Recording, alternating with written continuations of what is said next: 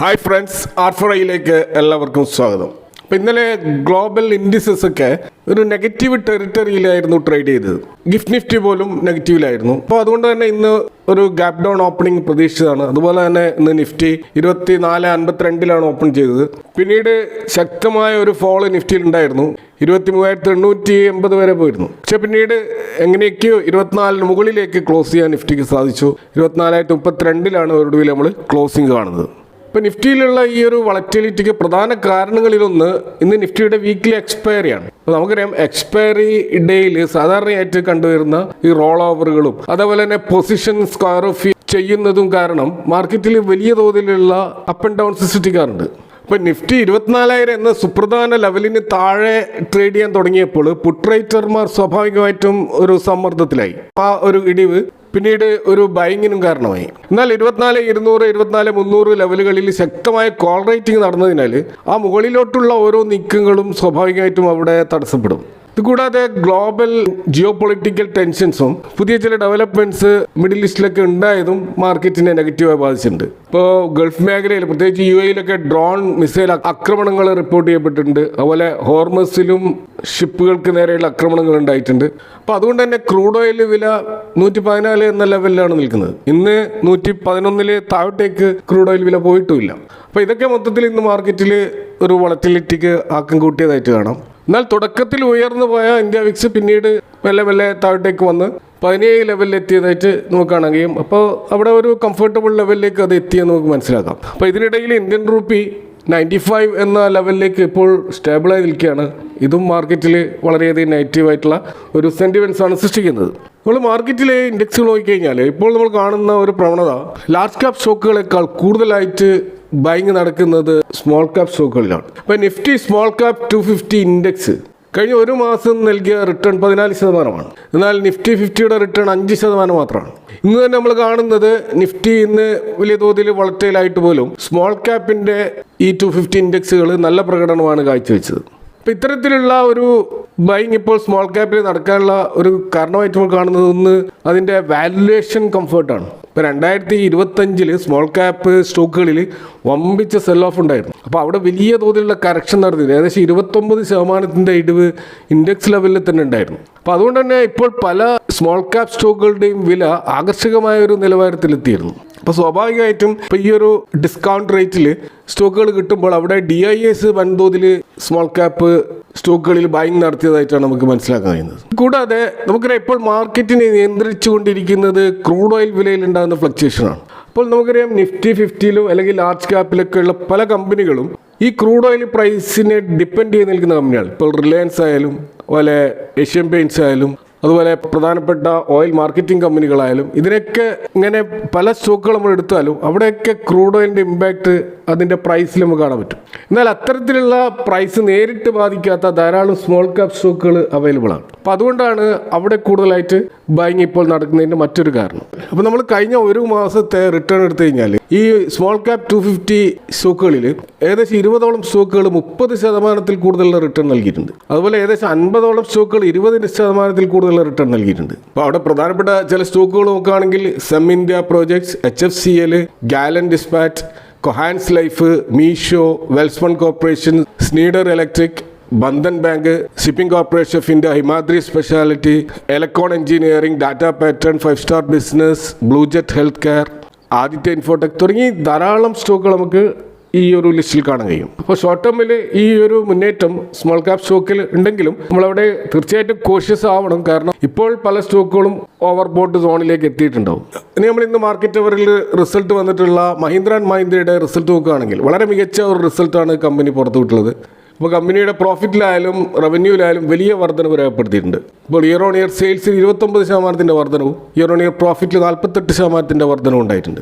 കൂടാതെ 33 രൂപയുടെ ഒരു ഡിവിഡൻറ്റും കമ്പനി പ്രഖ്യാപിച്ചിട്ടുണ്ട്. അപ്പോൾ ഇവരുടെ സെഗ്മെൻറ്റ് വൈസ് റിസൾട്ടുകൾ നോക്കിക്കഴിഞ്ഞാൽ ഈ ഓട്ടോമോട്ടീവ് സെഗ്മെൻറ്റിൽ നിന്ന് 32% വർധനവാണ് അവരുടെ പ്രോഫിറ്റിൽ ഉണ്ടായിട്ടുള്ളത്. ഇപ്പോൾ 4 വീലറിലെ SUV സെഗ്മെൻറ്റിൽ ഇപ്പോഴും മഹീന്ദ്ര ആൻഡ് മഹീന്ദ്രയാണ് ഒന്നാം സ്ഥാനത്ത് മാർക്കറ്റ് ഷെയറോടുകൂടി നിൽക്കുന്നത്. കാരണം 24.5% മാർക്കറ്റ് ഷെയർ ഇപ്പോഴും അവർ നിലനിർത്തുന്നുണ്ട്. കൂടാതെ ഈ ഫാം എക്യുപ്മെന്റ്സ്, ട്രാക്ടർ പോലെയുള്ള വെഹിക്കിളുകളിൽ ഇവരുടെ ഒരു വരുമാനം 26% വർദ്ധിച്ചിട്ടുണ്ട്. അവിടെ ഇപ്പോഴും ഇവർക്ക് 42% മാർക്കറ്റ് ഷെയർ ആണുള്ളത്. ഇതുപോലെ തന്നെ ടെക് മഹീന്ദ്ര, ലോജിസ്റ്റിക് തുടങ്ങിയ സർവീസ് സെക്ടറുകളിൽ നിന്നും ഇവരുടെ വരുമാനം 23% വർദ്ധിച്ചിട്ടുണ്ട്. ഇപ്പോൾ അവരുടെ ഒരു ഫ്യൂച്ചർ ഗൈഡൻസിന്റെ ഭാഗമായിട്ട് അവർ പ്രധാനമായിട്ട് ശ്രദ്ധ കേന്ദ്രീകരിക്കുന്ന ഒരു മേഖല ഇലക്ട്രിക് വെഹിക്കിളാണ്. അപ്പോൾ വരാനിരിക്കുന്ന പല പുതിയ മോഡലുകളുടെ ബുക്കിങ്ങും അതിൻ്റെ ലോഞ്ചിങ്ങും കമ്പനിയുടെ വളർച്ചയിൽ നിർണായകമാകുമെന്നാണ് കണക്കുകൂട്ടുന്നത്. 2027 ഇലക്ട്രിക് വാഹന വിപണിയിൽ വലിയ വിഹിതം കമ്പനി ലക്ഷ്യമിടുന്നുണ്ട്.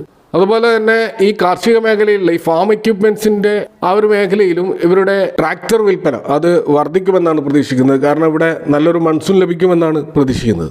അതുപോലെ തന്നെ ഇവരുടെ പാസഞ്ചർ വെഹിക്കിളുകളുടെയും കമേഴ്ഷ്യൽ വാഹനങ്ങളുടെയും ഒക്കെ എക്സ്പോർട്ട് വർദ്ധിച്ചിട്ടുണ്ട്. ഇന്ത്യയിൽ 5ാമത്തെ ഏറ്റവും വലിയ എക്സ്പോർട്ടേഴ്സ് ആയിട്ടാണ് മഹീന്ദ്ര ഇപ്പോൾ നിൽക്കുന്നത്. അപ്പോൾ ഇവരുടെ ആ ഒരു ഫ്യൂച്ചർ ഗൈഡൻസിൽ കൂടുതൽ ഗ്ലോബൽ മാർക്കറ്റുകളിൽ ലക്ഷ്യമിട്ടുകൊണ്ടുള്ള പ്രവർത്തനങ്ങൾ നടത്തുമെന്ന് കമ്പനി പറയുന്നുണ്ട്. അപ്പോൾ മഹീന്ദ്രയുടെ സ്റ്റോക്ക് PE ഇപ്പോൾ 22 എന്ന ലെവലാണ് കാണാൻ കഴിയുക. PEG റേഷ്യോ 0.94 ആണ്. അപ്പോൾ അത് സൂചിപ്പിക്കുന്നത് ഇതൊരു അണ്ടർ വാല്യൂഡ് ലെവലിലാണ് നിൽക്കുന്നത് എന്നാണ്. ഇൻഡസ്ട്രി PE 27 ഉണ്ട്, അതിലും താഴെയാണ് സ്റ്റോക്കിൻ്റെ PE. അതുപോലെ തന്നെ മഹീന്ദ്രയുടെ 3 years PE 28 വരെ പോയിരുന്നു. അവിടെ നിന്നാണ് ഇപ്പോൾ ഈ 22 എന്ന ലെവലിൽ നിൽക്കുന്നത്. അപ്പോൾ നല്ലൊരു വാല്യുവേഷൻ കംഫർട്ടിലാണ് ഇപ്പോൾ മഹീന്ദ്ര ഉള്ളത്. പല പ്രമുഖ അനലിസ്റ്റ് ടാർഗറ്റുകൾ നോക്കുകയാണെങ്കിൽ 12 മാസം കൊണ്ട് 3200, 3600 വരെയുള്ള ടാർഗറ്റുകൾ പലരും പ്രവചിച്ചതായിട്ട് കാണാം. എങ്കിലും ഈ സ്റ്റോക്ക് 3000, 3050 എന്നുള്ള ആ ഒരു ലെവലാണ് അതിൻ്റെ മികച്ച സപ്പോർട്ട് സോൺ. ആ ഒരു ലെവലിലേക്ക് എത്തുകയാണെങ്കിൽ സ്റ്റോക്ക് വാങ്ങി തുടങ്ങാൻ കഴിയുമെന്നാണ് മനസ്സിലാക്കാൻ കഴിയുന്നത്. ഇന്ന് റിസൾട്ട് വന്ന മറ്റൊരു സ്റ്റോക്ക് CAMS ആണ്, കമ്പ്യൂട്ടർ ഏജ് മാനേജ്മെൻറ്റ് സർവീസ്. അപ്പോൾ മഹീന്ദ്ര പോലെ തന്നെ വളരെ മികച്ച പ്രകടനമാണ് CAMSും കാഴ്ചവെച്ചിരിക്കുന്നത്. ഇപ്പോൾ ഇവരുടെ നെറ്റ് പ്രോഫിറ്റ് ഏകദേശം 11% കഴിഞ്ഞ വർഷത്തെ അപേക്ഷിച്ച് വർദ്ധിച്ചിട്ടുള്ളത്. അതുപോലെ ഇവരുടെ റവന്യൂ, അവരുടെ ഹിസ്റ്ററിയിലെ ഏറ്റവും ഉയർന്ന റവന്യൂ അവർ ക്രിയേറ്റ് ചെയ്തിട്ടുണ്ട്. അവിടെയും ഏകദേശം 11% വളർച്ച ഉണ്ടായിട്ടുണ്ട്. അതുപോലെ തന്നെ കമ്പനിയുടെ EBITDA മാർജിൻ 46.5% എന്നുള്ള ഒരു മികച്ച മാർജിൻ നിലനിർത്താനും ഈ കമ്പനിക്ക് സാധിക്കുന്നുണ്ട്. അപ്പോൾ ഇവരുടെ നോൺ മ്യൂച്വൽ ഫണ്ട് ബിസിനസ്സിലാണ് ഇവർ നല്ല മുന്നേറ്റം ഉണ്ടാക്കിയിട്ടുള്ളത്. അപ്പോൾ അവിടെ 24% ഒരു വമ്പം വളർച്ച ഉണ്ടായിട്ടുണ്ട്. അപ്പോൾ ഇതാണ് അവരുടെ മൊത്തം വരുമാനം വർദ്ധിക്കാൻ പ്രധാനപ്പെട്ട ഒരു കാരണം. ഇപ്പോൾ mutual fund registrar and transfer അഥവാ RTA ആ ഒരു മേഖലയിൽ 68% ഒരു മാർക്കറ്റ് ഷെയർ CAMSന് ഇപ്പോഴുമുണ്ട്. ഇവരുടെ അസറ്റ് അണ്ടർ മാനേജ്മെൻറ്റ് 55 ലക്ഷം കോടിക്ക് മുകളിലേക്കാണ്.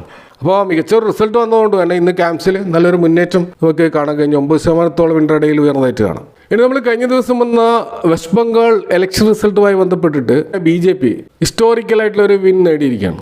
നമുക്കറിയാം അവിടെ വർഷങ്ങളായിട്ട് നോൺ BJP ഗവൺമെൻറ്റ്സ് ആണ് ഉണ്ടായത്. ഇപ്പോൾ പുതിയ ഒരു BJP ഗവൺമെൻറ് ഉണ്ടാകുമ്പോൾ സ്വാഭാവികമായിട്ടും അവിടെ സെൻട്രൽ ഗവൺമെൻറ് കൂടുതൽ കോൺസെൻട്രേഷൻ ഈ ഒരു സ്റ്റേറ്റിൽ നൽകാൻ സാധ്യതയുണ്ട്. അപ്പോൾ അവിടുത്തെ വികസന പദ്ധതികളിലേക്ക് കൂടുതൽ ശ്രദ്ധ ചെലുത്താനുള്ള സാധ്യതയാണുള്ളത്. കാരണം ഈ ഒരു മാൻഡേറ്റ് വരും വർഷങ്ങളിലും നിലനിർത്തേണ്ടത് പാർട്ടിയുടെ ആവശ്യമാണ്. അപ്പോൾ ഇത് പല സ്റ്റോക്കുകളിലും ഇന്ന് ഇമ്പാക്റ്റ് ഉണ്ടാക്കിയതായിട്ട് നമുക്ക് കാണാൻ കഴിയും. ഇപ്പോൾ ബംഗാൾ ആസ്ഥാനമായി പ്രവർത്തിക്കുന്ന റെയിൽവേ കമ്പനികൾക്ക് ഈ ഒരു രാഷ്ട്രീയ മാറ്റം ഒരു പോസിറ്റീവ് സെന്റിമെന്റ്സ് ഉണ്ടാക്കിയിട്ടുണ്ട്. ഇപ്പോൾ തിത്തകാർ റെയിൽ സിസ്റ്റം അവർ ഇന്ന് 13% വരെ ഉയർന്നതായിട്ട് കാണാം. കൽക്കത്ത ആസ്ഥാനമായി പ്രവർത്തിക്കുന്ന ഈ ഒരു കമ്പനിക്ക് വരാനിരിക്കുന്ന മെട്രോ, വന്ദേ ഭാരത് പദ്ധതികളുമായി ബന്ധപ്പെട്ടിട്ടുള്ള കൂടുതൽ ഒരു സപ്പോർട്ട് ലഭിക്കുമെന്നാണ് മാർക്കറ്റ് പ്രതീക്ഷിക്കുന്നത്.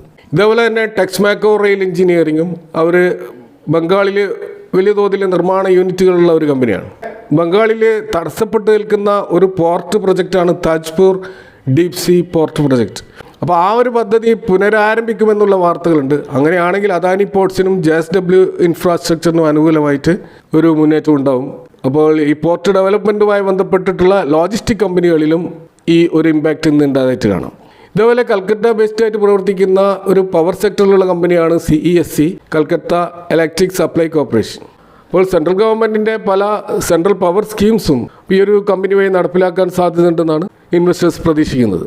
കൽക്കത്ത ബേസ്ഡ് ആയിട്ട് പ്രവർത്തിക്കുന്ന ഒരു പ്രധാനപ്പെട്ട പൊതുമേഖലാ ബാങ്കാണ് യൂക്കോ ബാങ്ക്. അപ്പോൾ സംസ്ഥാനത്ത് വരാൻ പോകുന്ന വ്യാവസായിക വളർച്ച, അതുമായി ബന്ധപ്പെട്ട ലോൺ സാങ്ഷൻസ് ഒക്കെ ഈ കമ്പനിക്ക് ഗുണം ചെയ്യുമെന്നാണ് പ്രതീക്ഷിക്കുന്നത്. അതുപോലെ തന്നെ ബംഗാളിൽ ധാരാളം ബ്രാഞ്ചുകളുള്ള SBIക്കും ഇത് പോസിറ്റീവായിട്ട് വരും. ഇതുപോലെ കൽക്കത്ത ആസ്ഥാനമായി പ്രവർത്തിക്കുന്ന FMCG കമ്പനിയായിട്ടുള്ള ITC, അവിടെയും ഈ പുതിയ സർക്കാർ ITCയുടെ ബിസിനസ്സിന് കൂടുതൽ പോസിറ്റീവായിട്ടുള്ള ഗുണം ഉണ്ടാക്കാൻ സാധ്യതയുണ്ടെന്നും ഇൻവെസ്റ്റേഴ്സ് പ്രതീക്ഷിക്കുന്നുണ്ട്. അപ്പോൾ ചുരുക്കത്തിൽ ബംഗാൾ കേന്ദ്രീകരിച്ച് പ്രവർത്തിക്കുന്ന കമ്പനികൾക്കും അതുപോലെ തന്നെ ഇൻഫ്രാസ്ട്രക്ചർ മേഖലയിലുള്ള വൻകിട കമ്പനികൾക്കും ഈ ഒരു തെരഞ്ഞെടുപ്പ് ഫലം ഒരു സെൻറ്റിമെൻറ്റ്സ് ബൂസ്റ്റ് നൽകിയിട്ടുണ്ട്.